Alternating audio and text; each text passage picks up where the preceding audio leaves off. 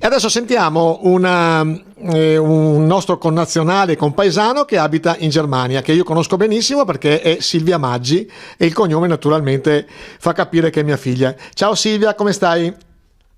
Ciao papà, ciao a tutti, bene? Chiusi in casa anche qua? Ecco, volevamo appunto chiedere com'è la situazione in Germania in questo momento.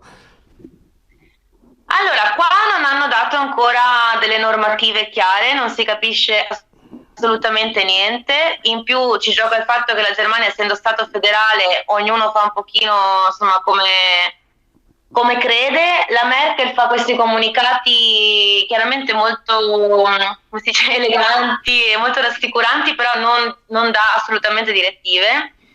E quindi si basa un pochino sulla coscienza personale delle persone, insomma, su quanto tu credi sia giusto fare. Io personalmente penso sia giusto stare in casa per rispetto appunto alle persone che magari sono un pochino più deboli o sarebbero più a rischio, insomma, di me a prendere questo virus. Quindi io e moltissime delle persone che conosco siamo in casa, con il fatto che chiaramente mi faccio le mie passeggiate, ci sono dei parchi, Berlino non è così densa come magari altre città in Italia, quindi ci sono degli spazi dove si può appunto passeggiare senza entrare direttamente in contatto con altre persone, quindi questo si fa. I negozi sono chiusi, a parte quelli di alimentari e tabaccai e farmacie, quindi anche qua c'è la Come in chiusura. Italia.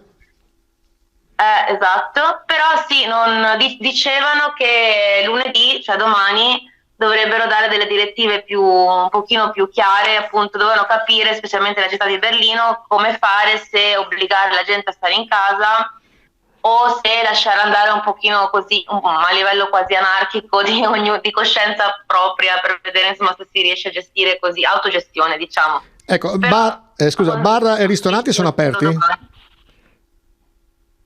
No, allora, fino a venerdì potevano essere aperti fino alle 6 di pomeriggio. E adesso io questa mattina sono andata a fare un giro e c'era tutto chiuso, quindi non so se ci sono delle nuove direttive.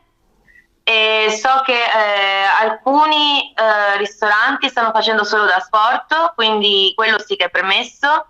Però dicono tutti che insomma lunedì, domani ci dovrà essere un qualcosa di più chiaro che ci viene detto.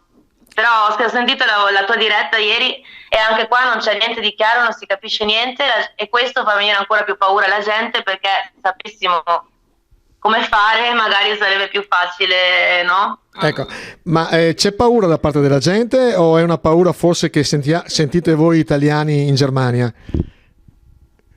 Allora, io e il mio intorno di amici e amiche italiani sentiamo molto di più la cosa, perché chiaramente abbiamo familiari e amici lì, però sì, si sta divulgando anche agli altri, per esempio, guarda solo anche i supermercati che si stanno svuotando anche qua, cioè, penso che sia abbastanza diffusa.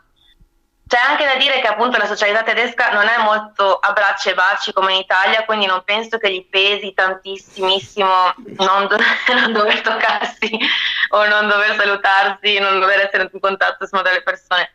Però sì, decisamente è diffusa, ma soprattutto per le persone appunto italiane o con amici e parenti in Italia è molto molto più sentita, assolutamente. Perfetto, ti ringrazio. Allora ringrazio Silvia Maggi, regista e anche insegnante di yoga italiana in Germania, ma oltretutto mia figlia. Ciao.